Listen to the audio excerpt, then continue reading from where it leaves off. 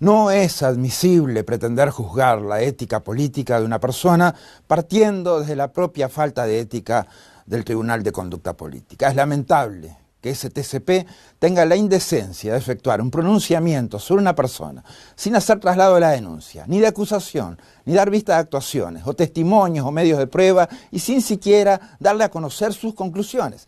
He tenido durante este proceso las mismas garantías que un preso político en Venezuela o en Cuba. Ello tiene la misma sustancia las dictaduras que he confrontado por su absurda falta de garantías para hacer valer derechos fundamentales. Pero fundamentalmente, y aquí está la mayor inmoralidad respecto al trabajo del TCP, para evitar la discusión en el marco ético que debe ser abordado. Esto es el de la dictadura venezolana y la cubana, esto es respecto a la crisis humanitaria que vive Venezuela, la crisis migratoria, los torturados y asesinados por la dictadura, los presos políticos de la misma.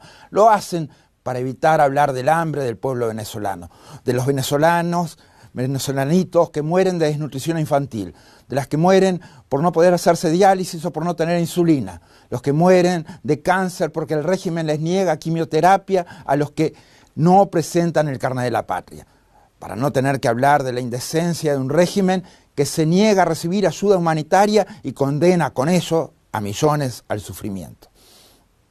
El tribunal obvia reglas de procedimiento imprescindibles en este caso, ya que de acuerdo al artículo 15A se estipula que el tribunal podrá recibir o convocar al adherente de cuya conducta se trate a los autores de la imputación o a otras personas e invitar a cualquiera de ellos a expresarse por escrito en un plazo determinado sobre el asunto o sobre consultas específicas. En este caso, omitir la aplicación de esta potestad atentó directamente contra mis posibilidades de argumentar o presentar evidencia que por razones obvias no fueron tenidas en cuenta.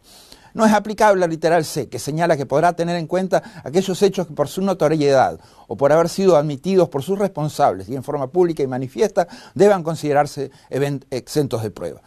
Pues esos dichos utilizados han sido controvertidos por múltiples interpretaciones en múltiples medios, en sentido contrario a la utilizada por el tribunal, y jamás han sido admitidos por mi persona. Pero por otra parte, este literal no inhibe de efectuar traslado de actuaciones a la parte concernida, porque la misma tiene derechos que van más allá incluso de esgrimir su debida defensa o de presentar pruebas, sino de interponer cuestiones procesales como las del propio artículo 20. Las violaciones al reglamento no se detuvieron ahí. Fueron de tal grado que violaron un capítulo entero, el quinto, que dictamina los deberes de reserva, al haber proclamado por todos los medios posibles lo actuado, incluso lo que vendría después. Ustedes están juzgando a un funcionario de un organismo internacional, que eventualmente es además frente amplista. No hay interpretación posible que les permita hacerlo. En ninguna parte de la normativa vigente tienen potestad para juzgar a autoridades de organizaciones internacionales, ni para juzgar a mis funcionarios si tuvieran encima de esto todavía tanta falta de criterio para hacerlo.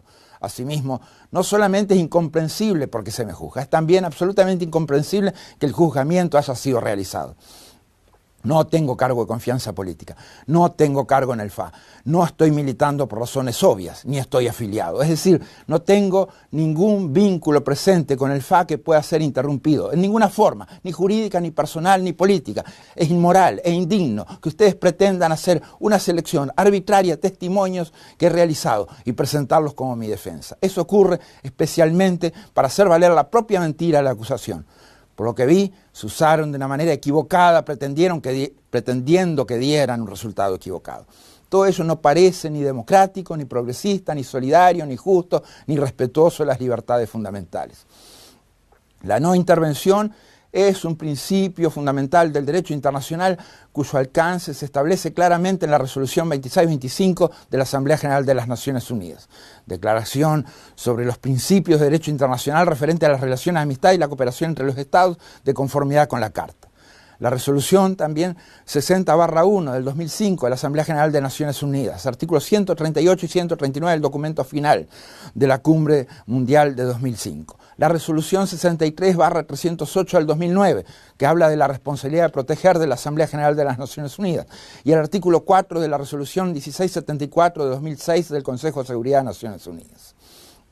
Dicho sea de paso, este principio aparece ocasionalmente mencionado, muy al pasar, en los documentos contemporáneos del Frente Amplio. No solo desconocen la naturaleza y el alcance del principio de no intervención, sino que además desconocen los principios básicos del derecho internacional respecto a su propia naturaleza y aplicación. Es mi responsabilidad, conforme a la Carta de la OEA, actuar conforme al derecho internacional. No puedo excluir mecanismos del derecho internacional en ningún caso. Me he referido concretamente a la responsabilidad de proteger, mecanismo vigente en el derecho internacional. Y en ningún caso puedo tener una actuación contraria al derecho internacional. Lo he explicado de sobra, pero por alguna razón que desconozco, el TCP prefirió ignorar esto. Esta conceptualización está en perfecta consonancia además con el propio programa del FA, que se refiere en el capítulo de Principios de Política Exterior, que expresa que Uruguay debe defender la vigencia irrestricta del derecho internacional como principio rector de las relaciones internacionales entre las naciones. Y es, por lo tanto, en ese marco de irrestricta vigencia del derecho internacional que debe aplicarse el principio de no intervención. Como veo que ello se ha ignorado por parte de ustedes, reitero aquí la condena a cualquier política de agresión que tienda a resolver diferencias internacionales por medio de la guerra. No lo hago por ustedes, autores de una decisión que desde que vi en la prensa su falta de consistencia y buena fe, supe el objetivo que quería cumplir. Lo hago por mí, porque verdaderamente creo así. La solución violenta no es la aplicación de la responsabilidad de proteger, eventualmente, ya que la aplicación de la misma requiere muchísima diplomacia.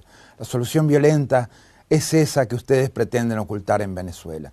Violencia es desplazar a millones por hambre y falta de atención médica. Violencia es tener presos políticos. Violencia es asesinar a manifestantes. Violencia son las ejecuciones extrajudiciales. Violencia es tener depósitos provenientes del narcotráfico por cientos de millones de dólares en bancos extranjeros, como tienen las autoridades de la dictadura venezolana. Violencia es la corrupción de Andrade y Gorrín por más de 1.000 millones de dólares contra los derechos de un pueblo que está hambriado. Violencia es asesinar por negar tratamientos médicos, etcétera, etcétera. Ustedes callan ante esta violencia y me acusan de algo que he condenado con mis propias palabras. Ustedes no tienen vergüenza. El Programa Nacional del Frente Amplio 2015-2020, en su capítulo Uruguay Integrado, incluye un subcapítulo titulado La dimensión democrática de la integración.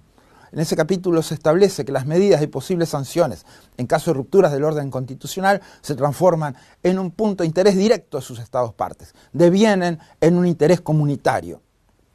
No hago públicas estas líneas como defensa. Si la decisión ya la tomaron hace tiempo, lo hago porque hay decisiones que marcan y definen a una colectividad política, a un partido, de modo indeleble, y que estigmatizan por mucho tiempo. No pretendo convencer a ninguno de los que prestará su voto en el plenario del Frente Amplio. En sus cabezas, este juicio sustituye las patéticas iniciativas de la dictadura venezolana que fracasaron en la OEA. Eso lo transforma en doblemente lamentable. Tengo claro que hay decisiones de las que no se vuelve. Las del TCP y del plenario son decisiones de ese tipo. De ellas no se vuelve. Pero las consecuencias, la ignominia, siempre van a regresar. Regresarán con cada torturado venezolano, con cada preso político que muera en la cárcel de sus amigos ideológicos, con cada venezolano, cubano que se vea obligado a abandonar su país por hambre, por enfermedad o por falta de derechos. Volverá en los saludos de sus amigos dictadores. La próxima vez, ya han habido varias y las seguirán habiendo, en que tengan que bajar la mirada y evitar la respuesta ante un exiliado venezolano que les pregunte por qué son cómplices del régimen y de sus crímenes. Una colectividad de hombres y mujeres temerosos de las preguntas, una colectividad que esconde la respuesta y la verdad.